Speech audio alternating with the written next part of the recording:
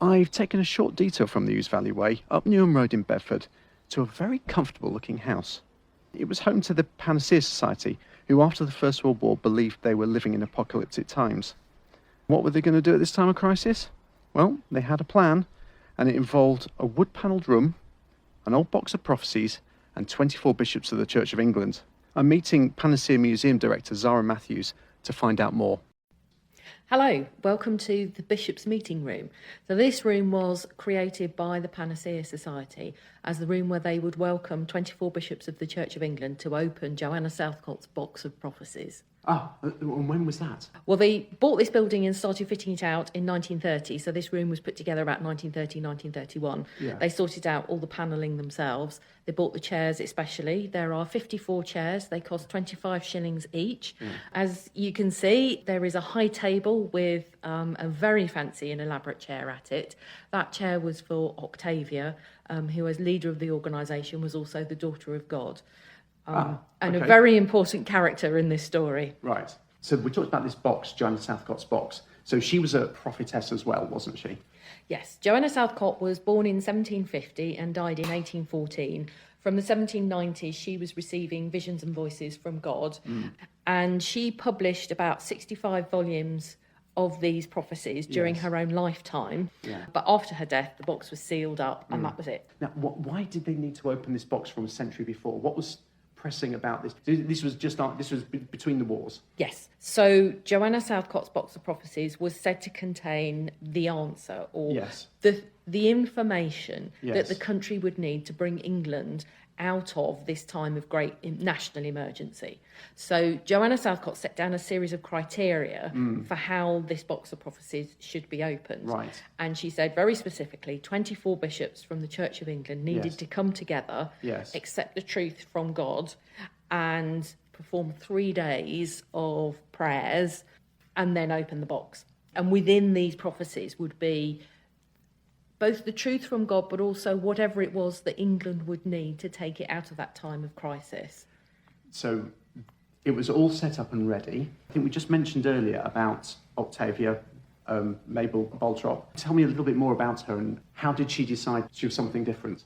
So Mabel Baltrop is born Mabel Andrews in 1866 into a middle-class family. They're quite a well-off middle-class family. She reads a lot. She gets married. She marries a curate, Arthur Baltrop. They have 4 children. Her mental health is really difficult. She suffers with her mental health and she has 2 stays in mental health institutions. Her husband dies and she comes to Bedford. They come to Bedford as a family because Arthur's sister has married into the Bull family, who are local jewellers, and it seemed to be that the family can help them.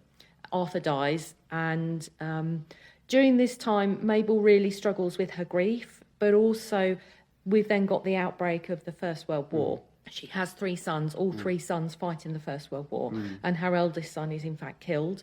The other 2 come home. During the First World War, she reads a pamphlet which is given to her, which is all about Joanna Southcott, and it really speaks to her. She's already a religious woman. She's read the Bible meticulously. She's read a lot of other religious works. And the words or teachings of Joanna Southcott really mean something to her. And so she becomes a follower of Southcott and she starts writing to other women who are also following Southcott. Yeah. By 1919, Mabel and her close community, she's got close friends around her, they're all advocates for Southcott. And one of those members, Ellen Oliver, identifies that Mabel is in fact Shiloh, which is the new prophet and the spiritual child of Joanna Southcott. Should we walk on through and just see some of the other meticulous preparations they made?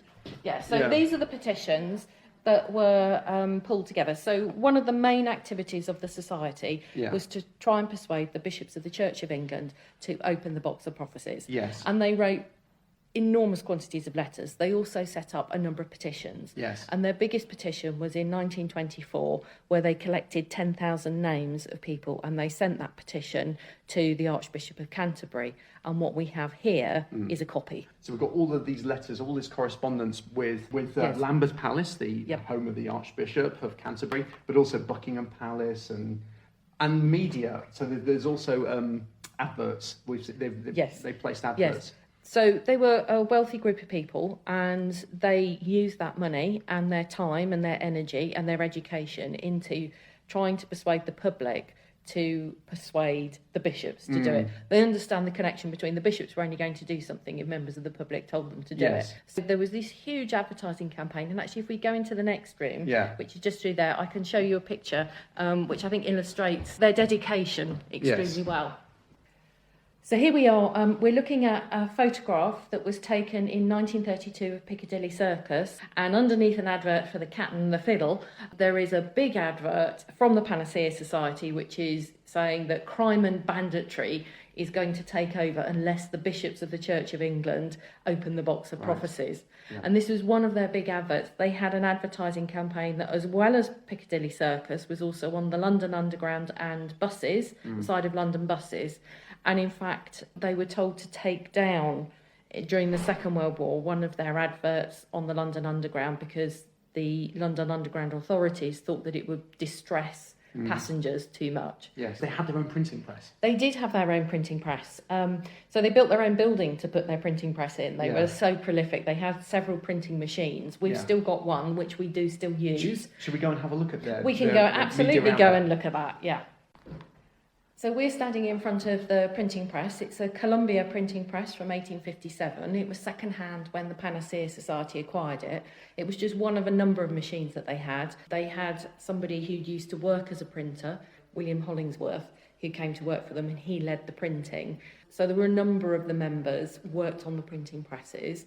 It was done very much in the way you would in the early 20th century. We've got lots of individual tiny type that had to all be laid out. So it was quite a lengthy and complicated process. And then they distributed, and they kept on printing until right at the end of the society. So even after they got rid of the printing presses, they carried on using word processing and photocopiers and things like that. So there was an enormous quantity of literature that they had ready to send out to people, just to encourage them to tell the bishops to open the box. Then something else happened. I think Mabel had a revelation with some pills, is that right? The healing, yes. So Mabel suffered a lot from a number of different complaints, including neuralgia. She used to get really terrible headaches, and she was about to take a tabloid for her headache, and it flicked out of her hand, and she thought, oh well, bother, I can't be bothered to go and find that and pick it up and have it. So she said a prayer and drank a glass of water, and her headache went away. She relays this to her members, her followers, and they think that maybe there's something in that, and they test it through a period of time, that instead of taking your normal medication, you say the correct prayer. And Mabel was at first blessing water, which you would drink, and then she was blessing cardboard sections, which you put in the water, but they quickly decided that that wasn't appropriate. And then she would bless linen sections. Yeah. And you have some of those here. We do have some of those. Should we go and have a look at them? Absolutely, let's go and have a look. So these are the linen squares, or the linen sections that they called them. Mabel, as Octavia, her breath had healing powers, so she would breathe over and bless the linen fabric, which was cut into sections. You would then, as a water taker, which is how people who took the healing were known, would put a linen section into a jug of water. You would say the appropriate prayer, and then you'd either drink the water or apply it to your body, and whatever your ailment was, it would, over time, be healed. They actually measured this, so the healing was always sent out free of charge. If anybody sent them any money, the money was returned. It was always absolutely free. They were very clear about that.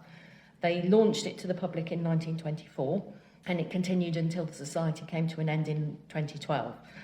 And anybody could write in. You had to say what your ailment was. They'd send you the appropriate square with the appropriate prayer. They'd also include literature in that package about opening Joanna Southcott's box of prophecies, which was their main, what they really wanted to happen. Yes. And then whoever would take the healing, you were invited to report back to the society. And some people did say, I feel a lot better. The problem that I had is a lot better. And they've been sent to all over the world. Yes, they were sent to every continent except Antarctica. The majority of water takers were in the UK, but also Finland and the United States and Jamaica were Okay. particular areas where there was a high number of water takers. Obviously, when this gets going, there's no National Health Service. The welfare state is not really in existence. Yes. Most people who took the waters tended to be poorer people Right. because you just didn't have access to anything else. And you have that correspondence now. We do still have that correspondence Yeah. in the archive. So it is available. A number of people have written about it. In particular, one of my colleagues, Alistair Lockhart of the University of Cambridge, has written a lengthy book about it. So that's where we point people. The other thing about the healing was that by extension, they called it the protection. Right. So you could also have a protection card which you could put in your wallet, and that would protect you financially. But also they further developed it, so they created this royal domain or circle of protection around Bedford. So we're looking on the opposite wall. There's a sign, and we've got a map with Bedford in the centre of this map. It's not usually in the centre of maps of the world, is it? But it's a map focusing on Bedford, and there's a big red ring around it. So what's that?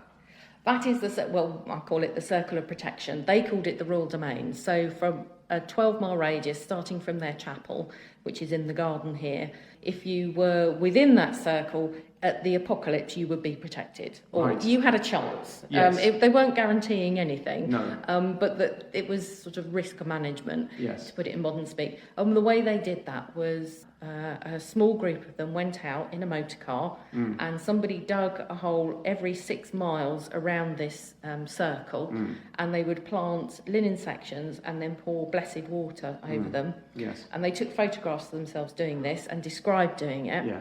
So if you've walked along the Ouse Valley Way, you came into that protective zone when you got, by my reckoning, when you got to Newport Pagnell. So from that point on, you've been safe. Probably. Possibly. Probably. It's curious, isn't it? Because we're talking about the apocalypse. We're talking about, is it? Because I'm not too familiar with the Bible. Is it 1,000 years of royal?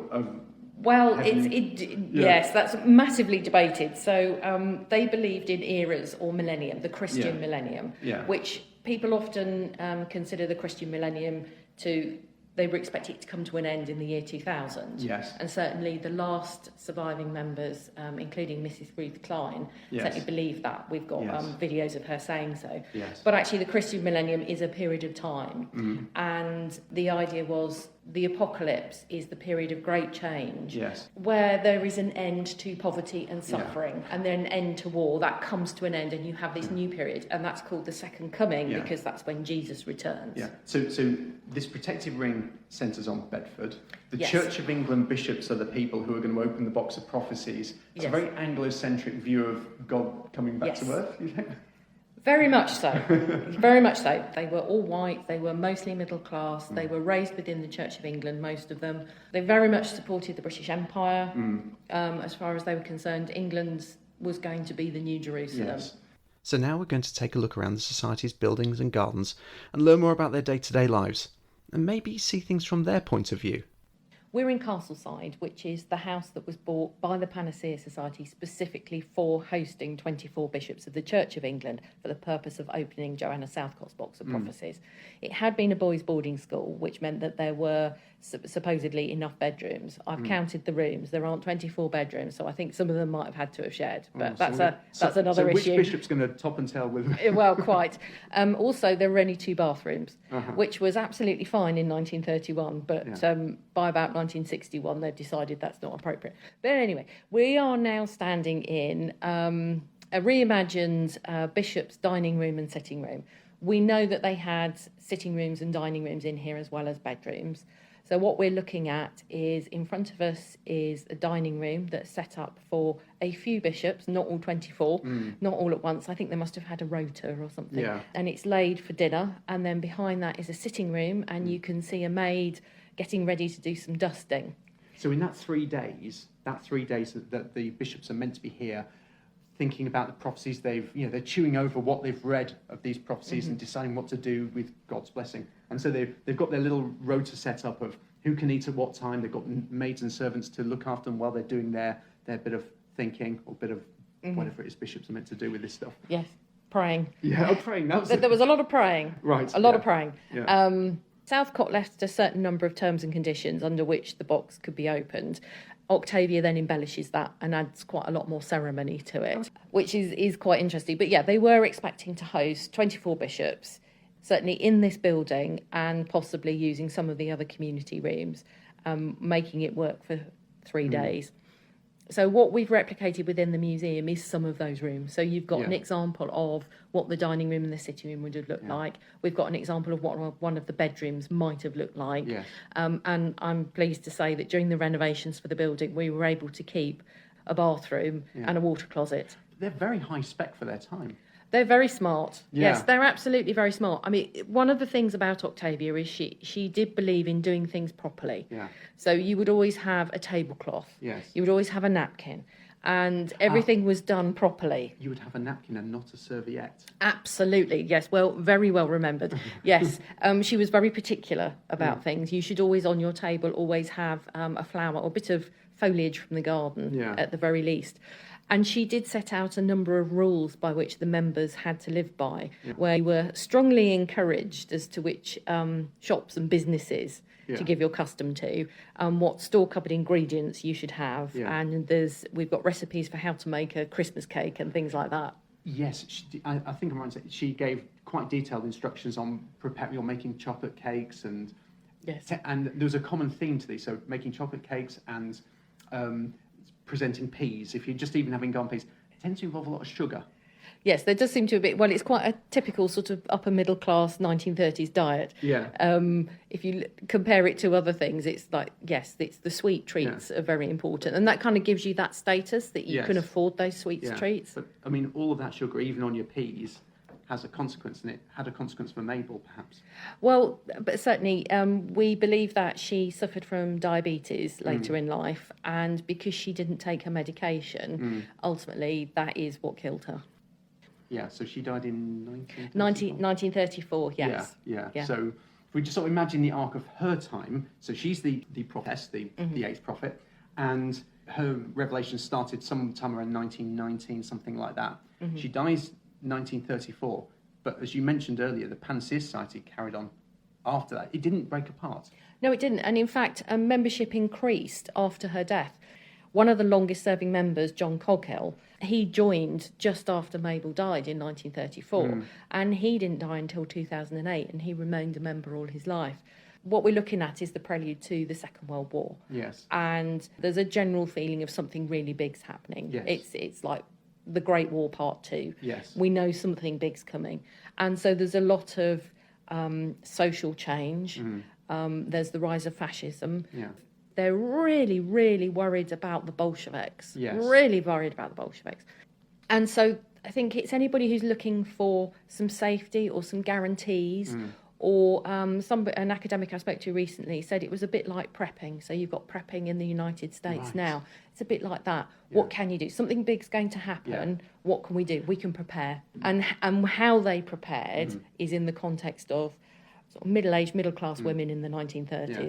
But in Mabel, before she died, she did have political opinions, didn't she? Oh, yes, very conservative, very definitely conservative, with both a big and a small C.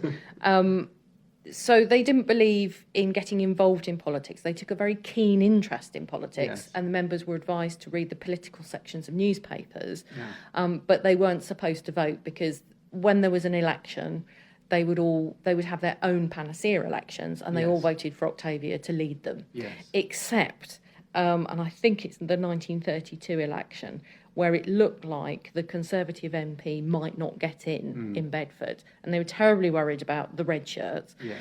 And so they all were instructed that they did have to turn out and vote. And, of course, they were all mature ladies who owned their own property, so they were allowed to vote. And they all voted Conservative, and hooray, he got in. So it was all fine. But that's the only time they took an interest in, but that's the only time they got active in politics. Right, yeah. But they were very definitely conservative in every way. Yeah. It's interesting, they do follow the rise of both Mussolini and Hitler. Yeah. They don't like Hitler. Yeah. They consider him really quite inappropriate. They don't like him at all. Yes. But Mabel for a while is quite taken with Mussolini. Oh, okay.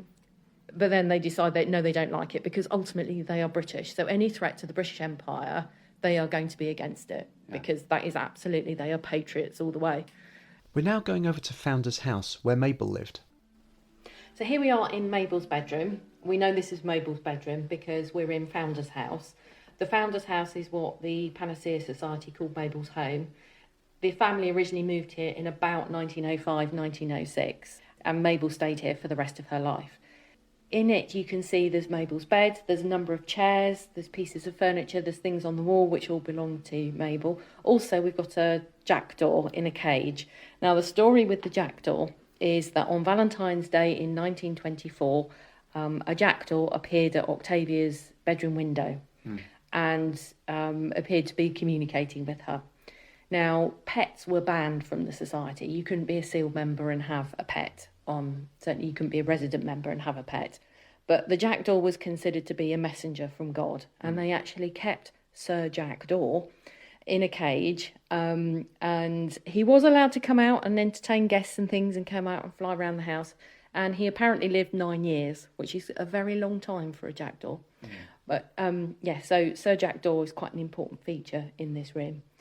But this was Octavia's where she felt safe, and she actually came to believe that she couldn't go more than 77 steps from her house, or the devil would get her. Oh, gosh. So she had quite strong beliefs. But yeah, this is Mabel's house, and the society kept this house pretty much as it was. So when it was renovated in 2012, it was renovated very, very sympathetically. There were lots of original features and a lot of the original furniture. So this had been her place before the society, when she moved to Bedford. So, and then it was where she died?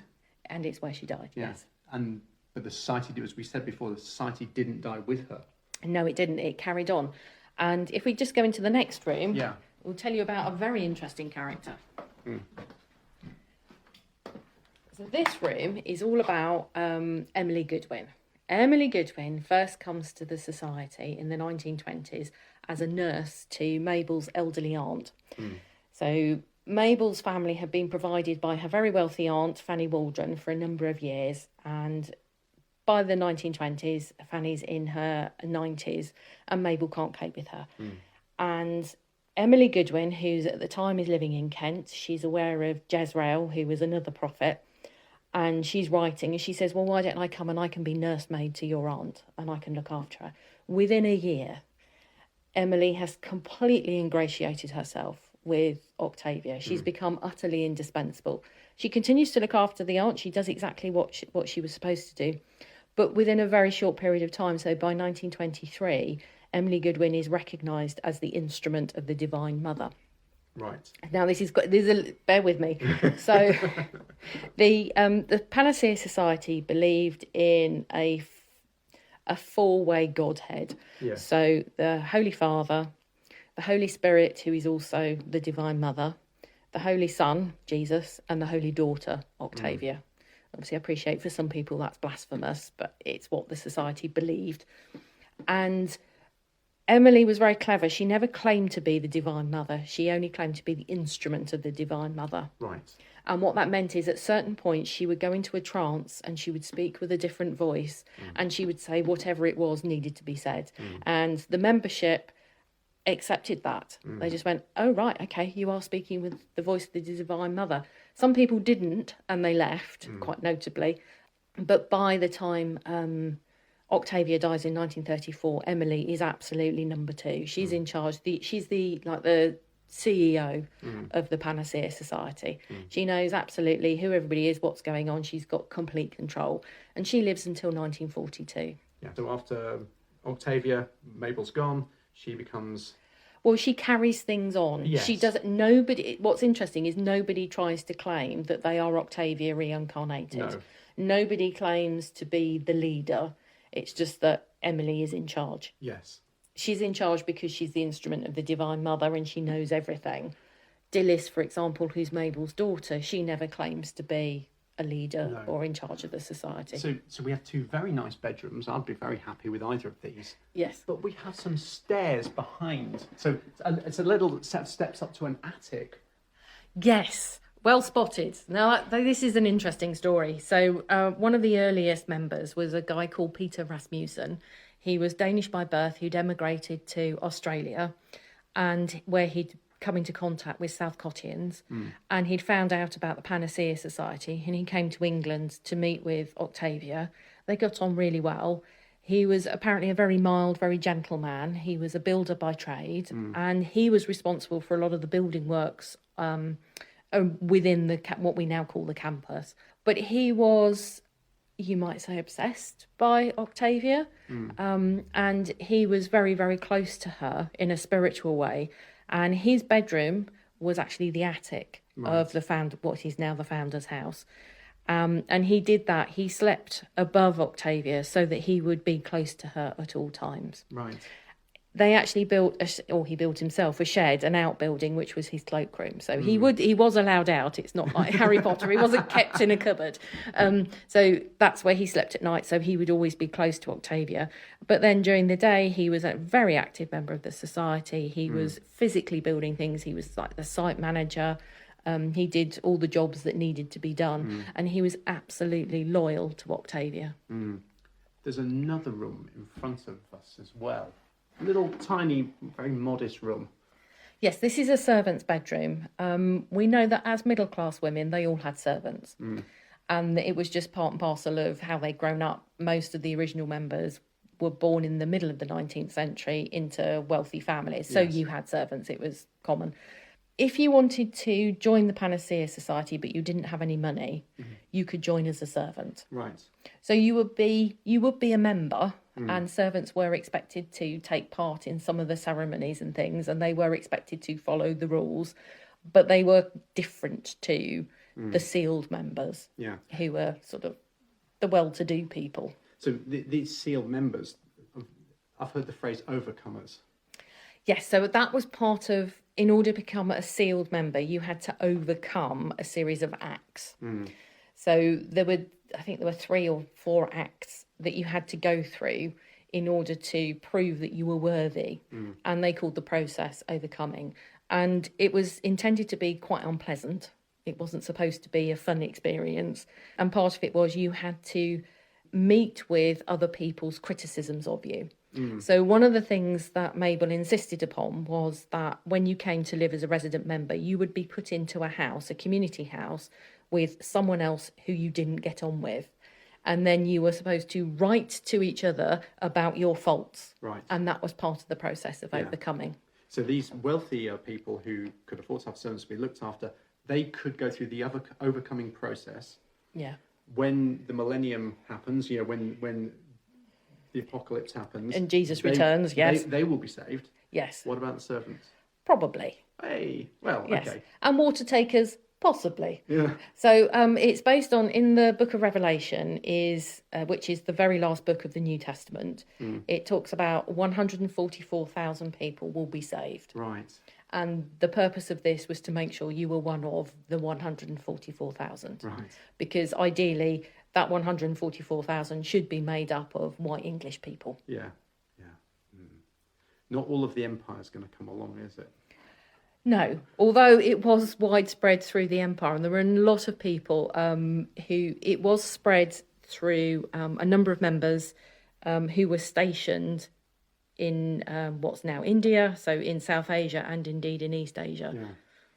So just in thinking through the course of a typical day here, living here, there's a particular thing happened every day. Yes, every day at 5 o'clock, Mabel would sit down and wait for the spirit to come to her, and the spirit would take her over, and she practiced something called automatic writing, which was a spiritualist technique, where the spirit takes hold of you and you just write, and it's not you writing, it's the spirit. So in Mabel's case, it's the Holy Spirit. One of her correspondents, one of the seventh prophet, in fact, Helen Shepstone, her spirit guide was St. Andrew. So it could be different people, different saints or different religious figures. But for Mabel, the spirit would take her over. She would write whatever it was that came to her, was given to her. And then at 6 o'clock, there would be a service in the chapel, and that would be read out. Right. Well, should we go and have a look at the chapel? Let's go and have a look at the chapel. We're standing in the chapel, which is quite a modest building. It was actually made from some outhouses that were adjoining to Mabel's house. by Peter Rasmussen, who did a lot of the work for it.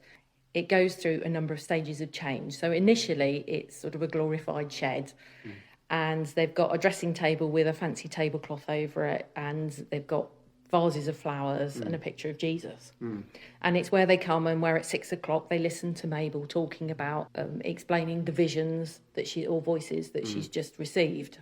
Over time, it evolves into something more formal. So what we see now is stained glass windows, and something that looks a lot more like what you would expect a chapel to look like. There's an altar, there's a lectern, a beautiful stained glass window called Jerusalem. Sorry to interrupt, because there's something notable you mentioned about they used to originally have a picture of Jesus.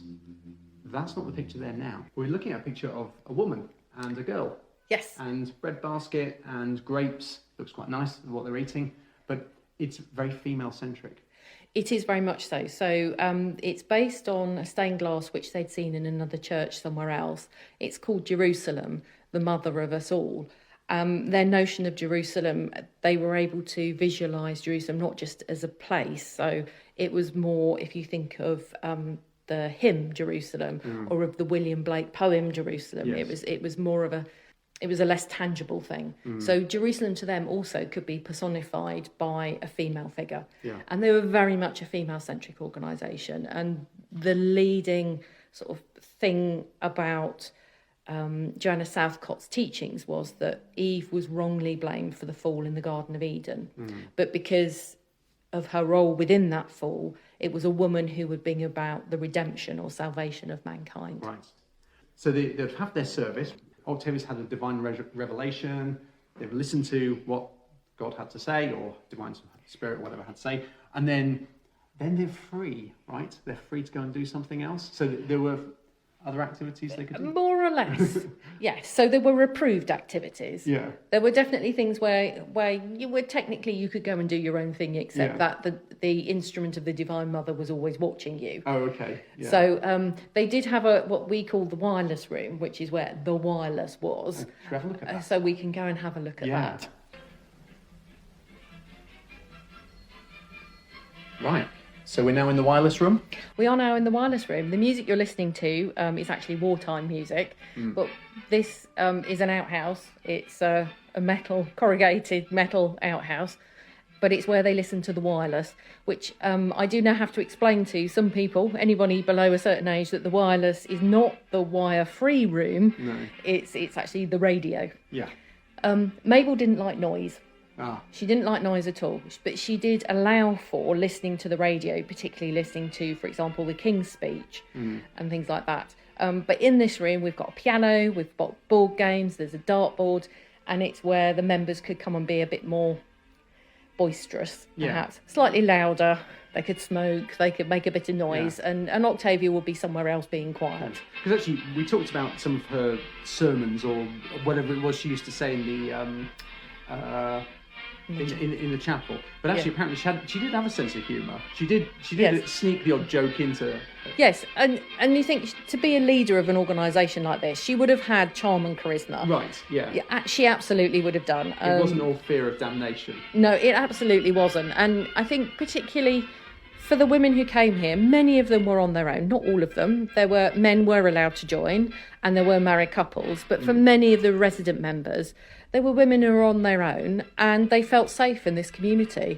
And I'm sure they had a bit of a laugh and a joke. And I certainly, they weren't teetotal. I know that we've got many wine glasses in the collection, so they knew how to party, and we've got photographs of them having tea parties. Yeah. And they'd have tea parties outside in the garden. Oh, should we go for a wander? Okay, so we're walking through the Garden of Eden. Welcome.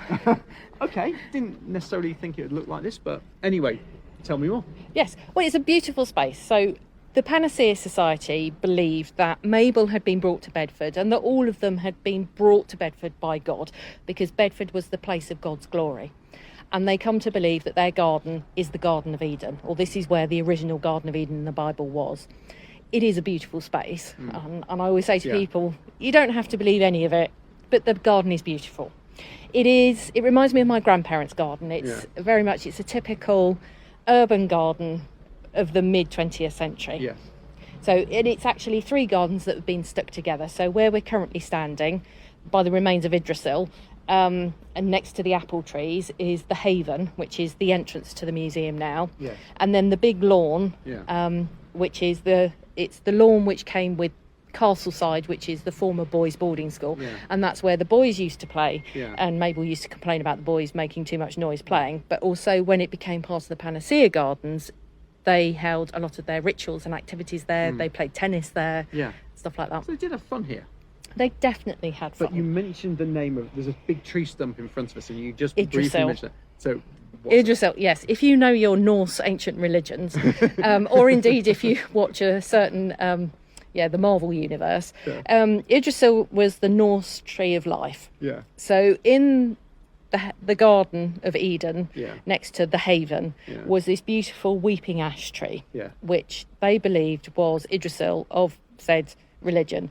And because it was the tree of life, the falling down of the tree meant that you're in the apocalypse. Right. Now, sadly, the tree did actually fall down 2 years ago, which means that we are actually in the apocalypse. It just fell. It was an old tree and it fell. We'd been getting tree surgeons in, so it was all lopped and it was safe and it fell on the lawn and it was all fine. But unfortunately, however, we may not be in the apocalypse because there is a sapling. We did not plant it. That is either self-sown or come up from the roots of. So it's rather encouraging, isn't it? So you make your own interpretation of that. So yes, so that's what that is. But it is a beautiful space. We're very fortunate. We do have a gardening team who keep us, and as you can see at the moment, because it's the end of the summer, laden with apples. Laden with ripe apples that look very good. One of those at least deserves picking. Yes, absolutely. And in fact, we encourage people to come in because there's more than we can possibly pick ourselves. So that's an eater, that's a cooker. And over in the other garden, we've got some really delicious eating apples, some pears, some plums, blackberries. Well, as it says in the Bible, all things must come to pass. And so we talk about the end of the society and the creation of the museum. The society starts to come to an end really from the 1970s when membership goes into a very steep decline. And by the millennium, the year 2000, when the last surviving members are really genuinely expecting Jesus to return, are then disappointed or saddened by the fact that Jesus apparently hasn't returned. They just got a Millennium Dome instead. Yes, and I don't think that was quite what they were looking for. So the remaining members start to plan for the future and they start to think around what does their future look like, and they employ a business manager to start taking care of their assets and investments. They start to reshape themselves, so from the Panacea Society into what becomes the Panacea Charitable Trust, which is who is in charge now. And also Ruth Klein, who was the last member, was very determined to have a museum. And so in 2012, the museum opens to the public. Now, at the time, the museum was just in 2 buildings, and it was slightly different to where we are now. We have rearranged. Sadly, that's the year that Ruth also dies. And realistically, that's when the Panacea Society comes to an end, is in 2012, which there's all sorts of apocalyptic references to 2012. There's a film, there's a number there. apart from the Olympics and everything else, no, it is. 2012 is actually a particular year where something could happen and all the rest of it. So, but that's when the museum opens.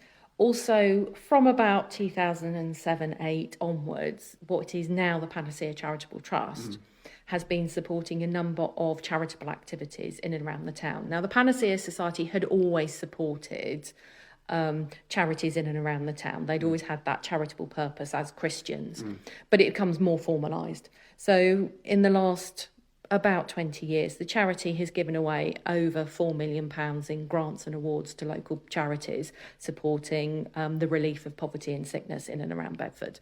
So there's that aspect to the trust as well. The trust also supports academic research. So we fund an organisation called SENSAM, which is now part of the University of Cambridge Faculty of Divinity, and that supports research into apocalyptic and millenarian movements, of which the Panacea Society was one. And that they use the rich resource that we have in our archives, but also because they're part of the University of Cambridge, they have access to so much more as well. So we're able to put the Panacea Society into context and to really think around how people try and explain and understand the world around them. So they were hoping for a better earth after the horrors of the First World War, and probably felt disappointed that Jesus hadn't come and that hadn't started, but yet they have provided us with a better understanding of ourselves as humans and how we work. So, at a pinch, have they done a little bit to help us? I like to think so. Right? Yeah. I think between the charitable giving and the provision of a museum and the academic research, I think actually what they've given us is some real opportunities to understand who we are and where we've come from and what we want from the world, and to do some good. It's almost time to leave, but there's one final treat. A piece of Regency furniture that takes us back 200 years into the minds of people living through their own time of crisis. So welcome to the Joanna Southcott room. In order to understand the Panacea Society, you really need to understand Joanna Southcott, because they were followers of Southcott, and that their main ambition is to open the box. But we are very fortunate here that we do have an extremely fine example of Regency cabinet making in the form of a cradle. In 1924, the Panacea Society were successful in persuading the trustees of what was then the Royal Museum in Salford, which is now Salford Museum and Art Gallery, to send on permanent loan to the Panacea Society the cradle that was made for Joanna Southcott's unborn child. Now, what we need to know about that is that Joanna Southcott believed that she was the woman described in the book of Revelation as the woman clothed with the sun, and that she was going to give birth to the new Shiloh, who was a new Messiah that would pave the way or prepare the world for the return of Jesus at the second coming. But she was getting on a bit, wasn't she? She was 63. Yeah. And certainly at that point she'd never been married. There is some suggestion that she gets married later on, but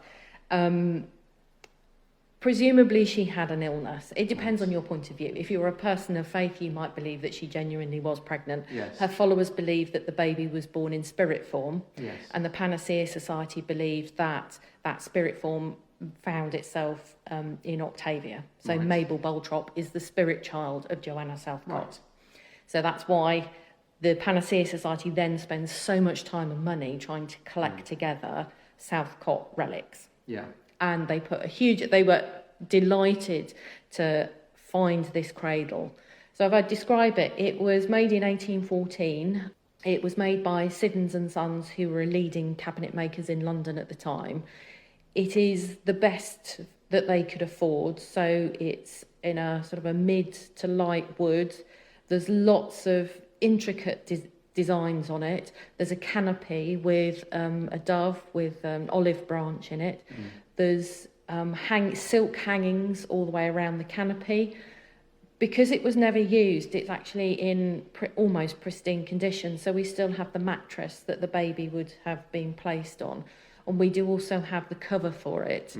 Unfortunately, the cover isn't on display at the moment because it's silk and it's so fragile and it's quite tricky to display.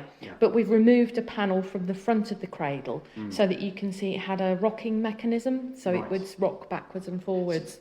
So all of this effort went into producing this wonderful crib for the new Messiah.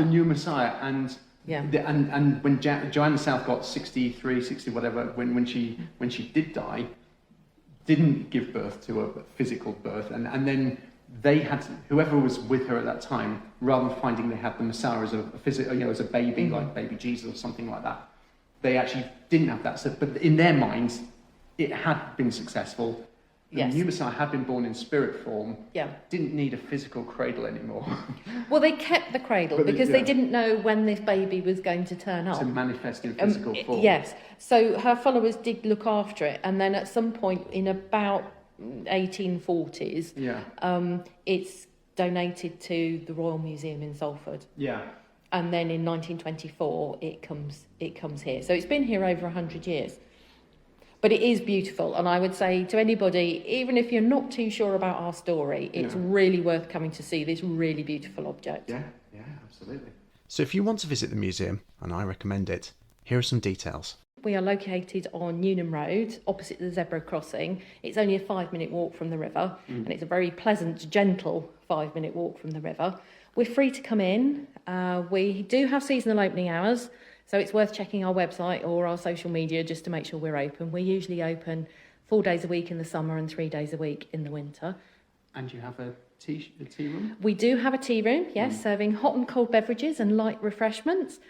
We do periodically do cream teas, so it's worth keeping an eye on our website for information about those.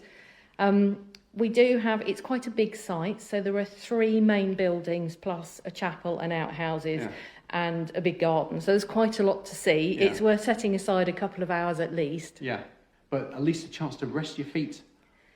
Definitely rest your feet, yes. Okay. Do come and enjoy, if nothing else, a cup of tea in the Garden of Eden.